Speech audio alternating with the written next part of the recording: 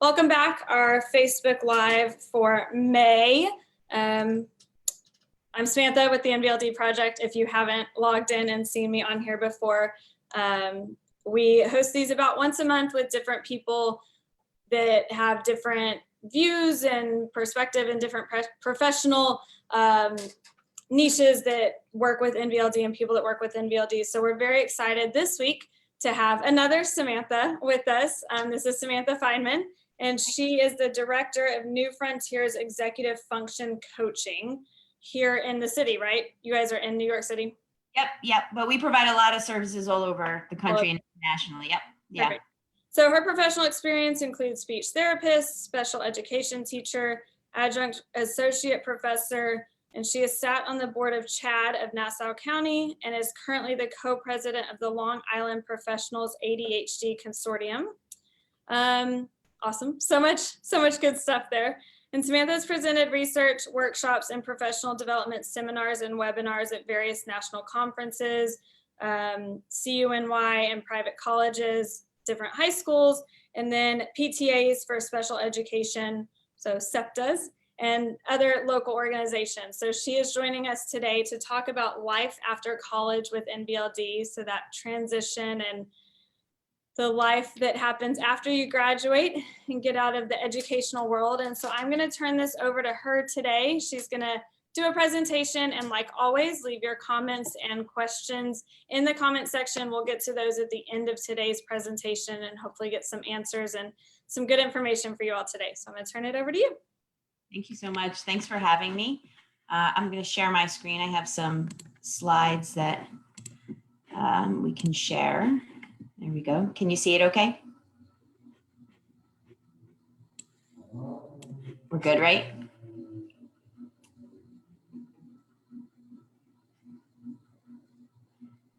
Hang on, let me make sure it's pulling up on Facebook. Oh yeah, we're good on Facebook now. So you are good to go. Excellent. Thanks so much. Yeah. So thanks for having me again. This is really so much fun for me. I love sharing this information. We, as an organization, New Frontiers, provide one-on-one and group coaching to clients of various ages and with various goals in mind when it comes to academics, career, life, social skills. So we, kind of live and breathe this work all of the time and really love the opportunity to kind of share our best practices with people. And I think that we've seen over the course of the past several years that this transition from college to life can be especially challenging for all young adults, but especially for those with a diagnosis of NVLD. And so I'm happy to share kind of some of the things that we've seen that clients are struggling with, and some of the ways that we can support them, but then they can also support themselves through the development of being able to make that transition successfully.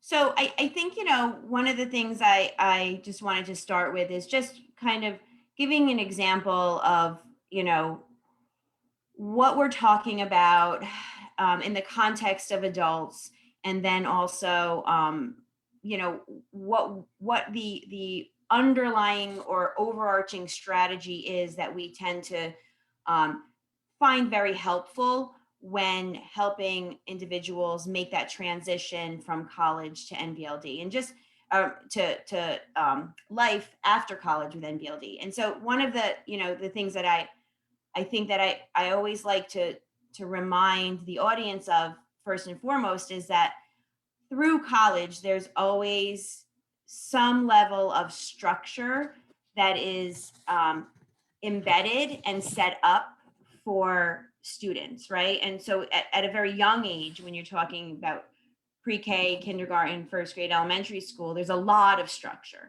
And then some of that structure is removed in middle school, but there's still a lot of additional support.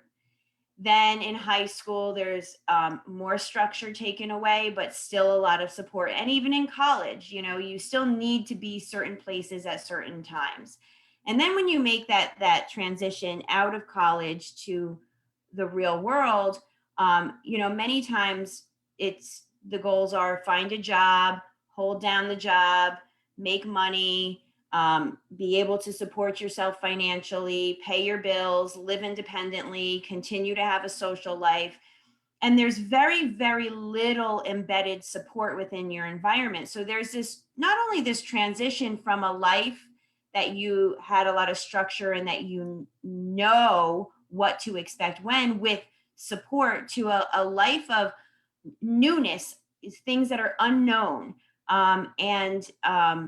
This concept of kind of being in charge now of making all of these decisions, where before you had a lot of support, or relatively speaking, more support to make those decisions. So that's a tough transition for all young adults. But again, for individuals with nonverbal learning disability, there may be some additional layers of obstacles that can be addressed as we see them playing out through that transition. So we know that a nonverbal learning disorder leads to difficulties processing nonverbal stimuli, and that can take in the shape of things like information, visual representations versus verbal representations, people.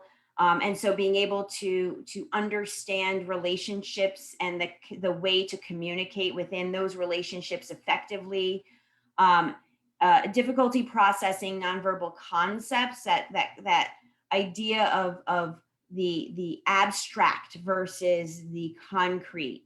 And so sometimes we see difficulties in these areas characterized as challenges in specific areas such as executive function skills. So things like time management, organization, planning, prioritizing, visual, spatial, or motor skills. So challenges in being able to follow directions, read a map, follow through with things that are in a visual, spatial representation. We see challenges in the areas of nonverbal communication. And I gave an example here. A lot of times when people think about communication, they think about communication as an act of verbalization, but the words are really only a small representation of a communicative act. And so as you can see in this example, that communication is 7% words sometimes, but 55% nonverbal communication in context, and 38% of vocal elements and how we use our pitch, our tone, our rate, our volume. So if we think about that concept of nonverbal communication being a challenge, yet it's 55% of a communicative act, we can see how that can be very challenging for somebody that has a diagnosis of NVLD to navigate that world. So you layer in now becoming adult, life after college, having agency, being in charge of things for yourself, having a difficult time being able to communicate and read other people's nonverbal cues can be a big barrier to being successful in the adult environment. So as we go through kind of this, these layers of what happens after college, we want to remember that these can be some of the areas that we may that individuals with NVLD may demonstrate challenges, but that we always want to try to incorporate this underlying strategy of verbally communicating the gaps where they're having a tough time understanding nonverbal information. So using the concept of verbalizations and verbally communicating and explicit instruction to translate that nonverbal communication to help to make more sense of it now and in future interactions. So, what happens at life after college, regardless of if you have NVLD or not, you're transitioning typically to a new environment. The expectation is not only that you get a job, but that you also sustain employment. It's not enough just to get a job, which is a job in and of itself, but it's also meant to, you know, sustain that employment, be happy in that employment, be able to financially support yourself. There's much more of a need for an individual after college to initiate and maintain a social life. You know, remember, when you're in college, you're surrounded by your peers and your colleagues. Whereas when after college, if you're in an apartment or you move back home, or you're not going to be in the same environment where social opportunities are there and easier to access. So there's a much higher level of need to initiate and maintain those social interactions after college. And again, if we go back to that concept of having a difficult time with relationship building and understanding nonverbal cues, this is, you know, this is a difficult on two different levels. It's a new transition to having to do it for yourself, but also an area that can be potentially challenging. And then there's a higher independent living expectation that you're in charge of more things for yourself.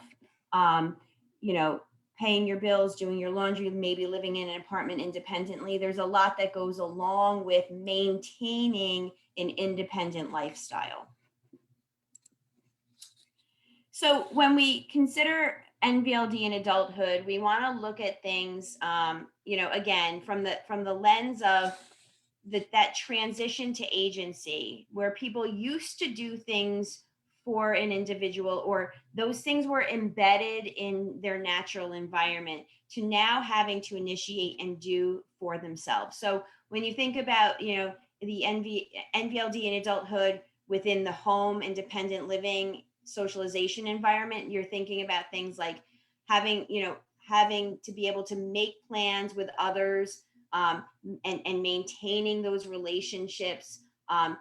The executive functioning piece comes in here, where you're making plans, showing up, being at the right place at the right time, following up afterwards. So there's a lot of planning and organization that goes into socialization that is not just the interaction itself. The understanding abstract language. As we get older, we start to use more abstract language. So understanding abstract language, if that's a challenge, can be even more challenging as we transition into adulthood. Being able to read communicative cues, read the cues of others. Sometimes as we get older, we start to use more implicit nonverbal cues, which can be very confusing to an individual with NVLD. And then just starting to understand more social boundaries.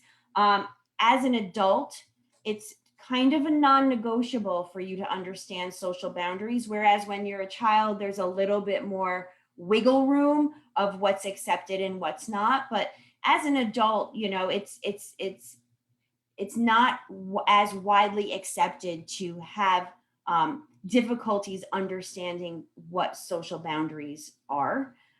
In terms of independent living, we're talking about things like transition and routine, learning to kind of go with the flow and being flexible, organization, time management. Again, all of those executive functioning skills that are important, that before may have been embedded in your schedule and in your day-to-day routine, whereas now you're attempting to initiate doing these things for yourself.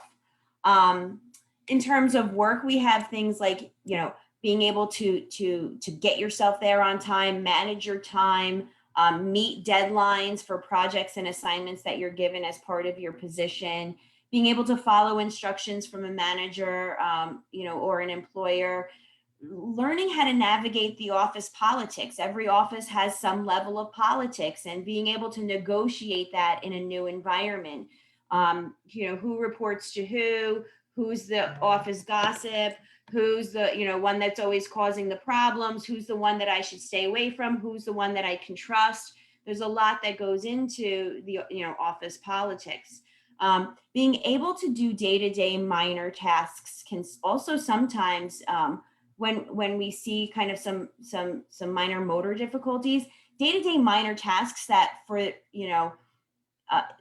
other people may seem like an easy task, can be very difficult for individuals with NVLD. So Sometimes even things just like taking a group of papers and stapling them together, right? To somebody that doesn't understand NVLD, they may not understand, why is that such a hard thing for somebody to do? You know, this individual has a master's degree. Why can't they staple papers together? So there's also, you know, you have to evaluate in the environment, what are some of those day-to-day minor tasks that are an expectation of being able to do, that maybe can be challenging for somebody with a diagnosis of NVLD.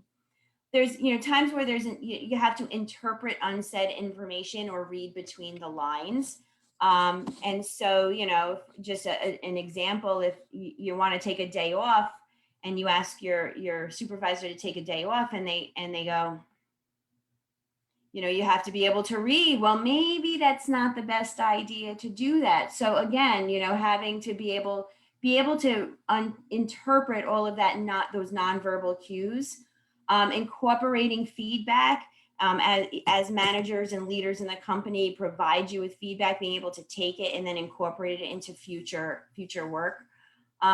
Navigating teamwork and relationships with coworkers may be part of your position in a job. And again, if having a hard time understanding and negotiating relationships at the nonverbal level can get in the way of being able to navigate the politics of teamwork, but also the relationships between coworkers. And then being able to follow through and complete tasks can also, you know, is something also that's considered. So these are just kind of some bullet points of things to consider that may not necessarily have to have been considered in, you know, when there was a support system embedded within the environment, which is relatively speaking in adulthood much less than it was prior to graduating from school. So how do we manage, you know, these things in everyday life? You know, so some of the things that we can do are things like, you know, continuing into adulthood and participating in social groups. I really think this is important, to be able to have a safe space to practice and talk through kind of the social nuances that happen in communication. And a safe space to talk through the struggles that you've had socially, to develop plans and routines to effectively communicate in those scenarios in the future. So to have a space to talk about those things is really important in terms of continuing to move forward and progress socially. But I also think it gives a really good opportunity to meet other people that are struggling similarly with social skills. And so sometimes it's just like I found my people. It feels good to be around other people and know that you're not alone and struggling with these things even into adulthood. Practicing everyday fine motor tasks. So, watching whether if you're supporting somebody with NVLD, watching them within the environment. What are they struggling with in terms of those day-to-day tasks that they're finding challenging? And how can you help to support practicing those skills? And also, if you're an individual with NVLD kind of moving into this adulthood arena, start to help analyze for yourself, what types of things am I still struggling with, and how can I continue to practice those things in order for those things to become more automatic and easier for me to do. Being able to use a calendar or planner is very helpful because time is an abstract concept. So if you have a difficult time with understanding the concept of time, helping to make it more concrete by utilizing and talking through a calendar, talking through a planner, planning everything out, reviewing it can be very helpful because it makes the abstract much more concrete. Even into adulthood, we can still consider utilizing accommodations when they're helpful. So typing instead of writing, recording information, recording meetings at work, just recording information that you can review in the future can be very helpful for rehearsal purposes. You know, I always say universally, if there's one takeaway that I wish everybody would take away from these types of webinars, it's how important practicing self-advocacy and help seeking is prior to transitioning to adulthood. Having strong self-advocacy and help seeking skills are non-negotiable and really essential. So it's important to help individuals with NVLD to talk through challenges when they're confused, talk through with them who they go to for help, how to ask for help, and how to communicate what the problem they're having, and then talking through how to problem solve with them. Again, making that abstract concrete by previewing a schedule, practicing managing changes. What are your go-to strategies when you're feeling overwhelmed? And then it specifically in the workplace, we want to look at things like, really going into employment with a solid understanding of what the conduct policies are of that organization and the social landscape. So really being able to understand and talk through the nuances of what it means to be an employee in the workplace. It's always good to have a mentor or a point person within an organization where you're working.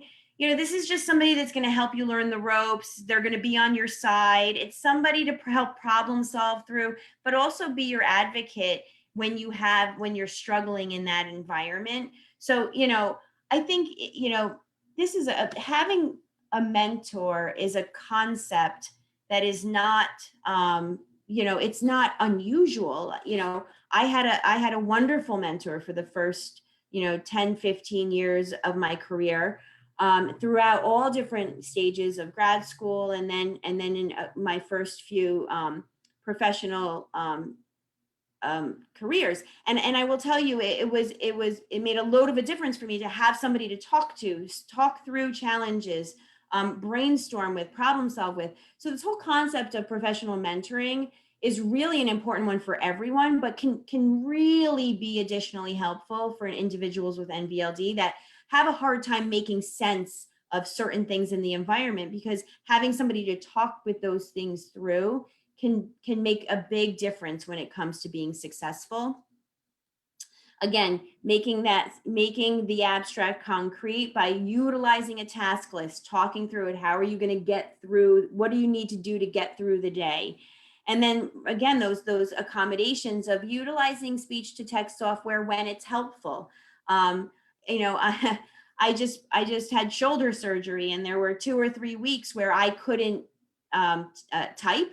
And so speech to text software saved my life because I wasn't able to actually utilize a keyboard.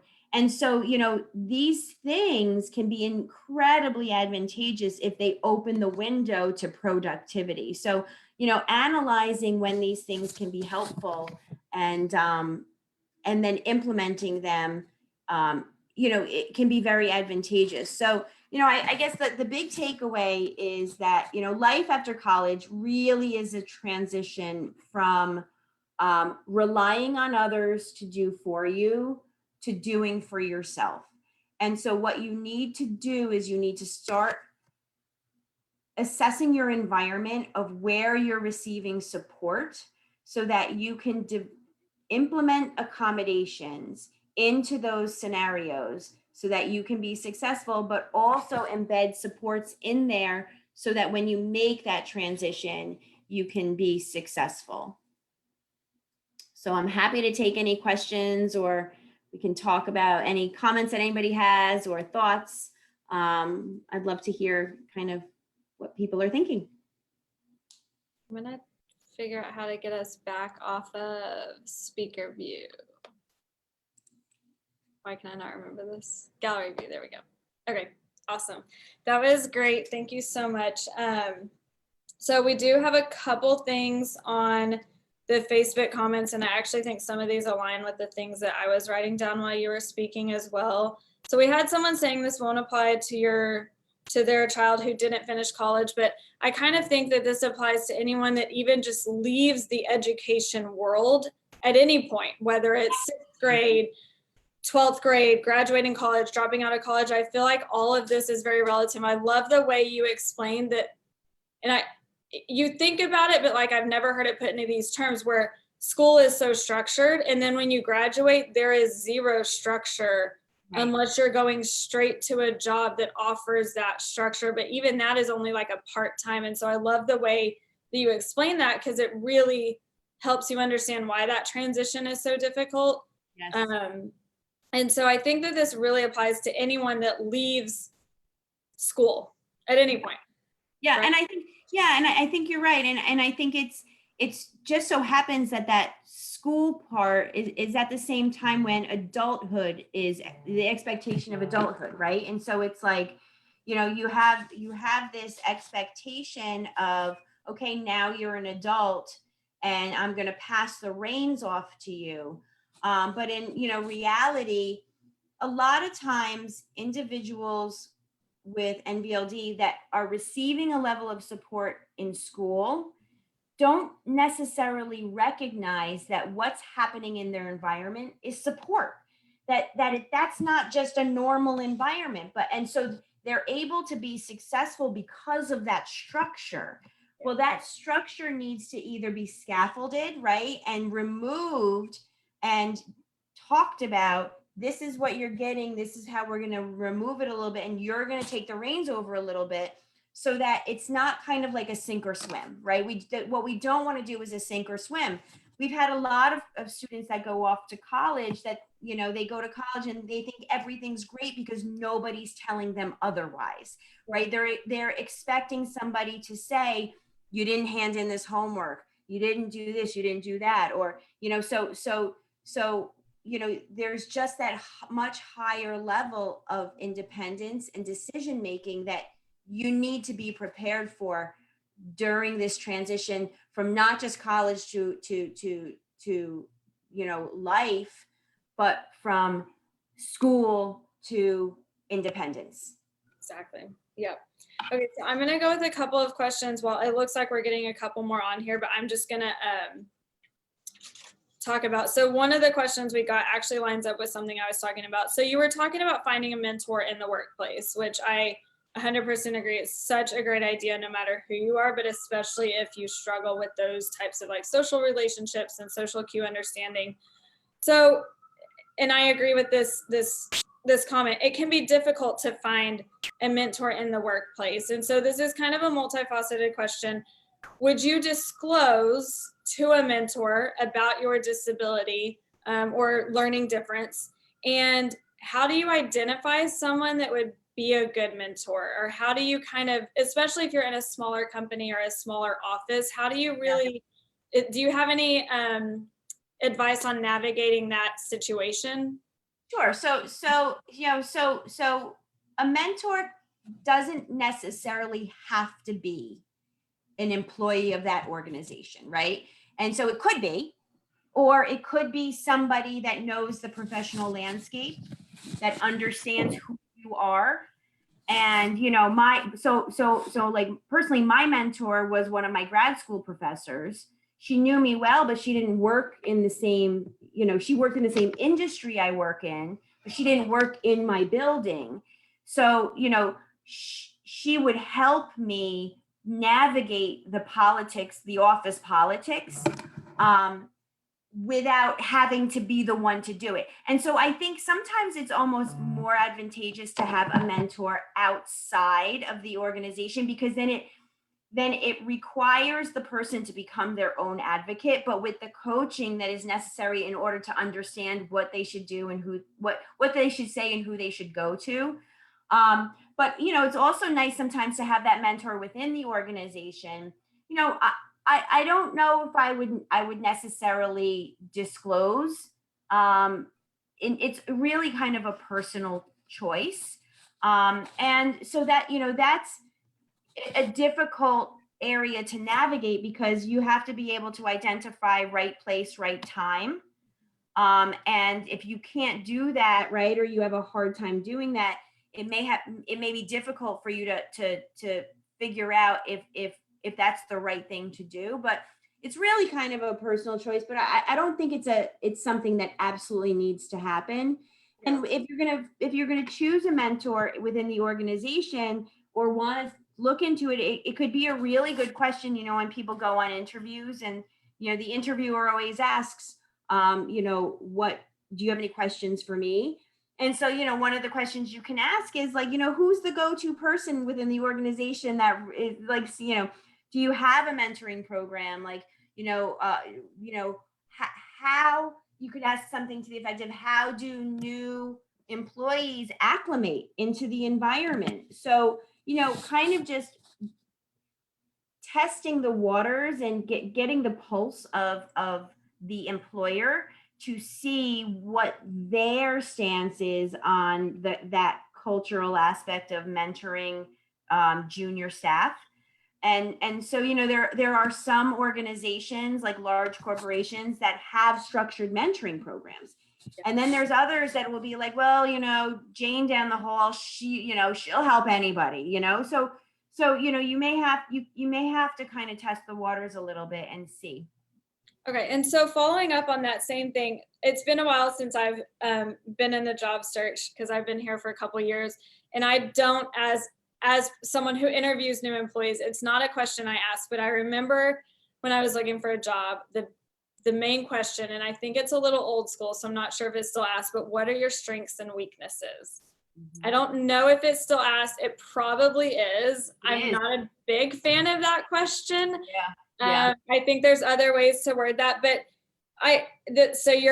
when you were talking about asking in the interview, is there someone that you can go to, or is there a training program or something? It kind of brought me to that question. Is that a good question to respond with? Not necessarily like every weakness or every strength, but is that a good place to say, like, I really struggle with executive function skills, or I think your opinion is not necessarily to disclose if you have NVLD in an interview, which is another question we were going to ask, but do you suggest maybe kind of wording some of those strengths and weaknesses to what your strengths and weaknesses are with NVLD? Does that make sense? Yeah, it does. And you can, but what I think employers are typically looking for is that you also utilize a strategy to help overcome whatever that weakness is. So, if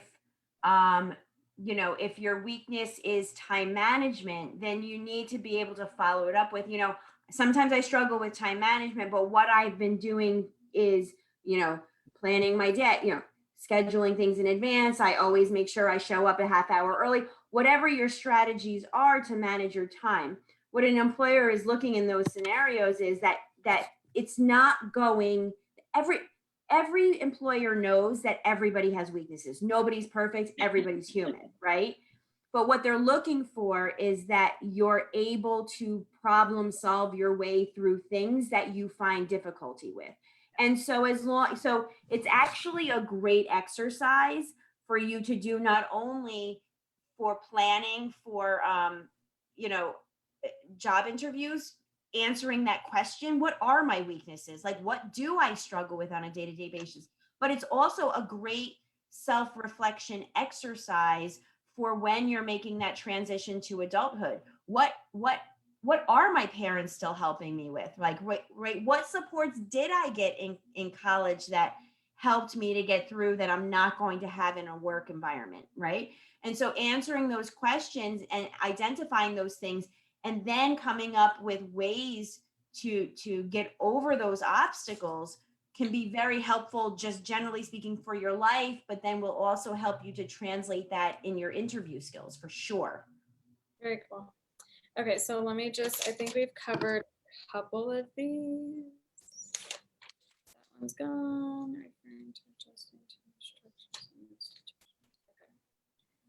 I have two I'm kind of like putting to the side because I'm going to group them together. Let me just check. Okay. So we actually covered a couple of questions that we had come up with here in the office just in that answer. I'm trying to figure out what to start with next. Okay, let's start with this one. You're talking about social groups at the very beginning. It can be hard to find social groups for adults.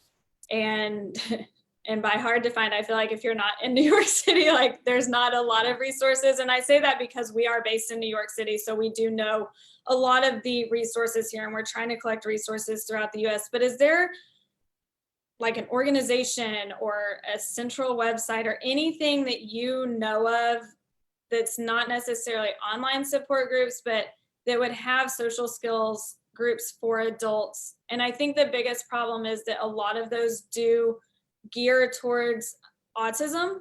Right. And so trying to find that happy middle where it's not necessarily an autism social skills group, but Right. an adult social skills group for people with NVLD, which is not well known. Exactly. Right. Unfortunately, the unfortunate reality is no, but how can we be creative, right? How can we be creative around, doing this for ourselves? Anybody can run a group like this, right? I mean, all you need are participants.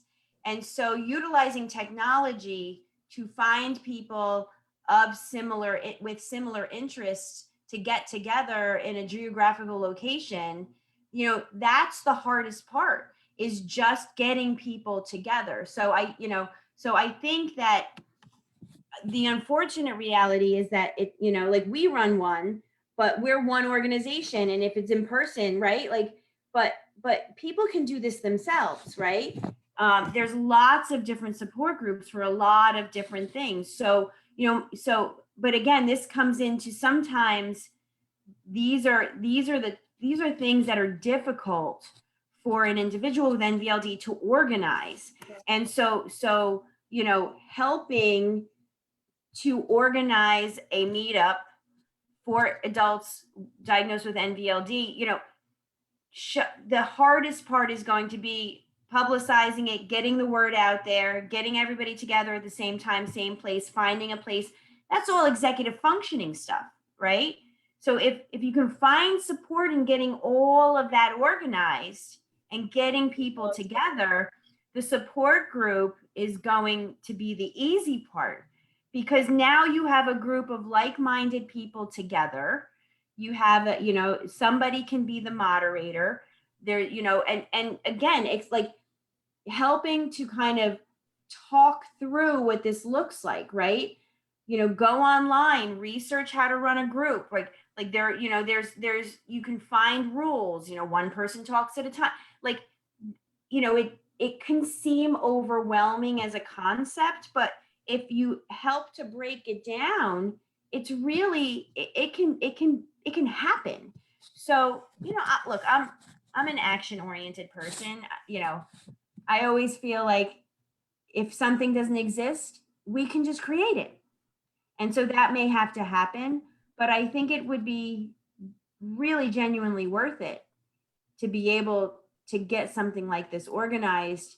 And if you're sitting somewhere right now where you want to get something like this organized, guaranteed there's 10 other people or more that are feeling the same way.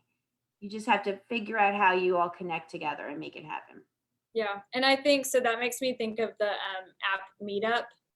Exactly. Yeah. Yeah, so there's apps out there that can help you once you have the people, like you invite them there and then you can set up the times and stuff. So I definitely think that's good information.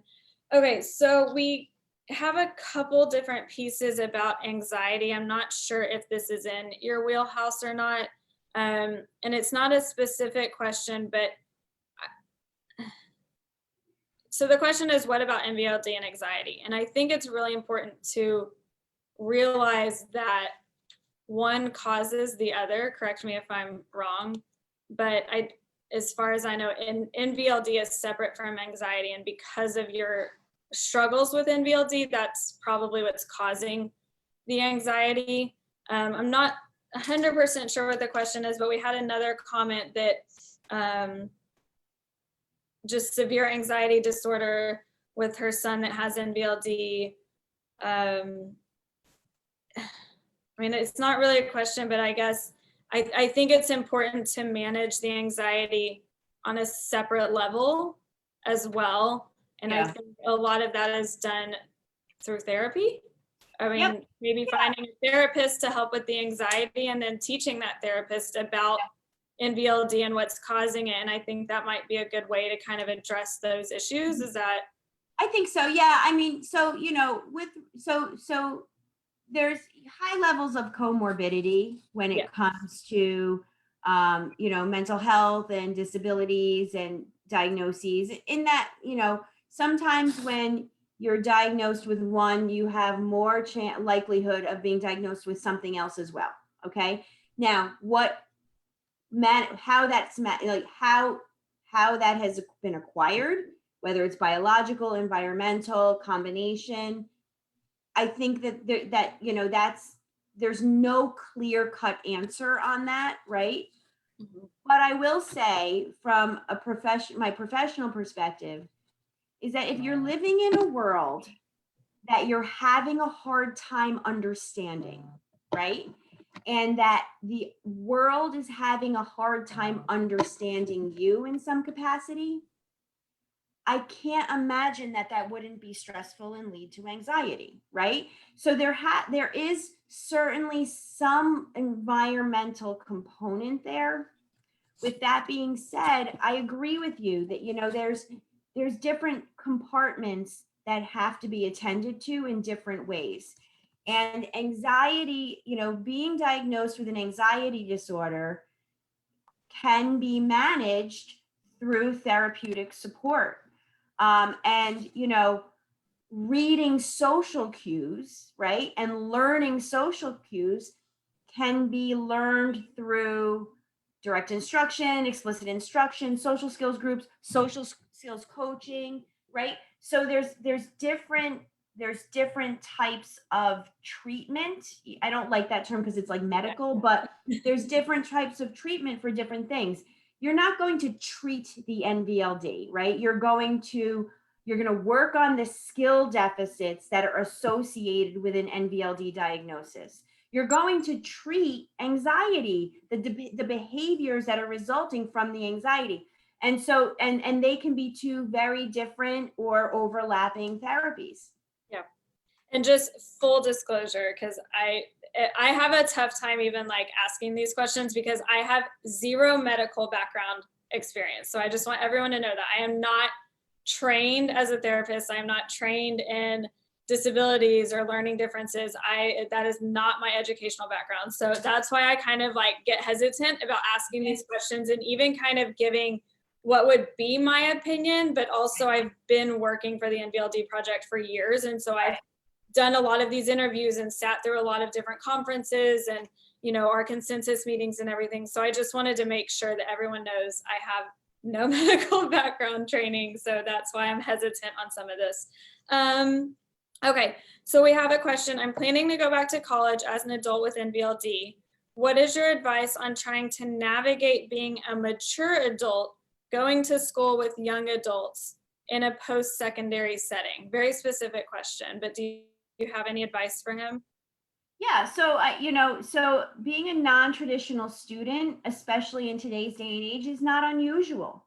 And so number one, congratulations. What a great accomplishment, right? What a wonderful thing that you're able to go back to school and that's your goal and you're motivated and you want to do it.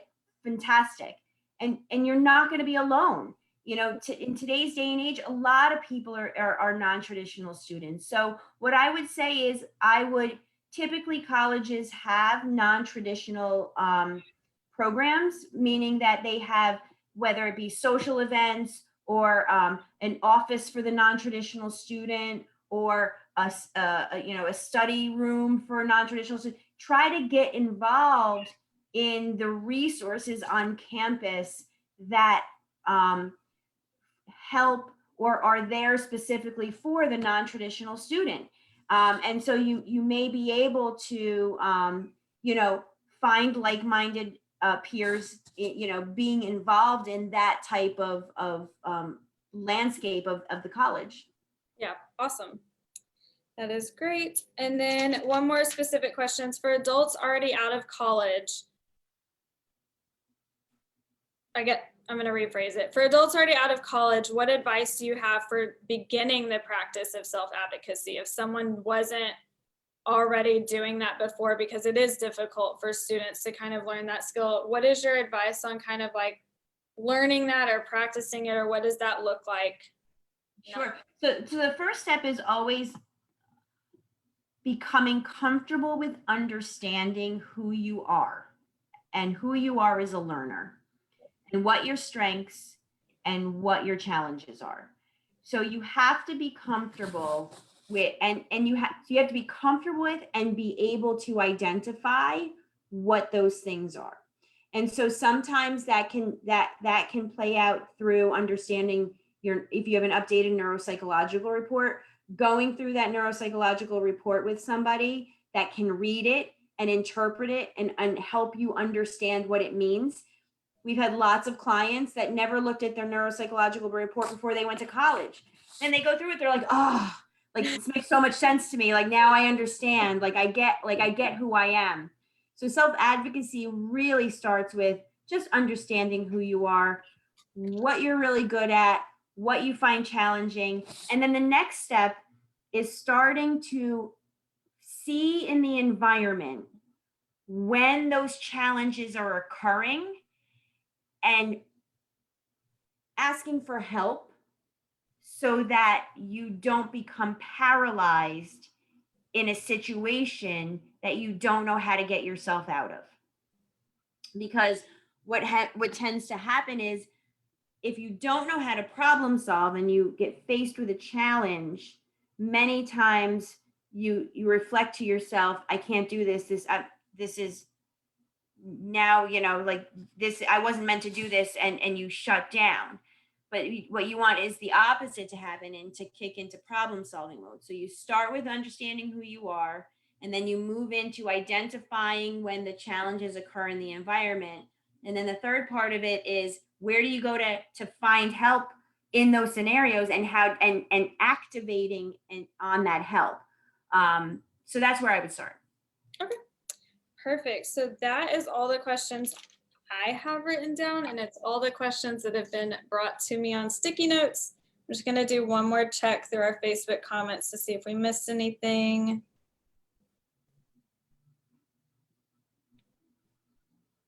There's another question from anxiety that I would recommend that this person speaks with a professional, maybe therapist or something, to ask that question.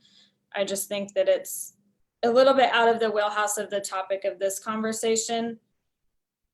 Okay. Oh wait, we got one more. This is a good one. So how does NVLD change and manifest as you get older? Does it become more difficult? And how can you make sure that doesn't happen? That's probably a really loaded question. I feel like that could be a whole topic itself. Do you have like a short answer to that we could address? I think life gets more complicated. Get older, right? It does. Life gets more complicated for everyone. So I think that it's really advantageous to start as early as possible, understanding what you're struggling with, what you don't understand, and building upon a solid foundation because as things become more complicated and life becomes more abstract, having a solid foundation of understanding who you are and what you struggle with will help to get over those obstacles. So with a lot of the adolescents that we work with moving to young adulthood, making sure they have a solid foundation in adolescence so that when they move into young adulthood, they're really comfortable with being able to bring difficult conversations and difficulties to the table is really important. If you don't develop that solid foundation, you're going into adulthood with a skill set that isn't comparable to, you know, the people you'll be interacting with. So, you know, my best suggestion for that is just starting as early as possible to make that shift in agency, right? To make that shift in not doing everything for the kids, but teaching them at a young age to start doing for themselves, to start being more self-aware, recognizing when things are difficult. Sometimes we try to hide those types of things from our children because we want to protect them, but it's much better to deconstruct it with them at a young age so that they're developing good systems and routines early. Yeah. So I just think developing good systems, routines, understanding who you are as early as possible just sets a good solid foundation for when things get tough, because they do. Life gets tough. It gets harder and more complicated as you get older. So that solid foundation is really essential. I think one of the key takeaways, no, I think that's great. I think one of the key takeaways, and it's been something that on every slide and everything you were talking about, it kind of comes back to, I think it is just so important, whenever you lose that structure, is to understand yourself. Yes. To understand your weaknesses, to understand your strengths, even more importantly, understanding your strengths, understanding what your diagnosis is, how it affects you, just having, and even when it comes to advocacy, understanding what you need that you have to advocate for. I feel like that's kind of like the general theme of everything we've talked about today. And you know, and it becomes, you know, it becomes less stigmatizing, right? And it becomes less, it just because it doesn't feel like, it doesn't feel stigmatizing if it's something that is talked about from the beginning. And the other, you know, just one other thing I want to say, just to kind of, you know, elaborate on that a little bit too, is that mistakes are okay, and we have to help our children understand that are transitioning into adulthood that it's okay to make mistakes. Mistakes are an opportunity to learn, and they're great. It's not failure. Mistakes are a great opportunity for growth. And so we have to kind of reframe this concept of mistakes as equals failures, because they don't. And that's something that needs to be learned and taught to children at a young age. It's okay to make a mistake, but let's deconstruct what happened, and let's figure out how we would do it, how we are going to do it differently in the future. And look at that, all of a sudden it's fixed. Wonderful. Let's move on to the next thing. Yeah. That's real life, and that's okay. So many times individuals that have a diagnosis, whether it be NVLD or ADHD or autism or whatever it is, they think that the mistakes are a fixed mindset that they are not going to be able to change. So I'm going to make a mistake and I'm never going to get better. And so we have to reframe that as, no, everybody makes mistakes. I make mistakes. You make mistakes. We all make mistakes. It's what you do with those mistakes which matter, right? That's where the growth can occur.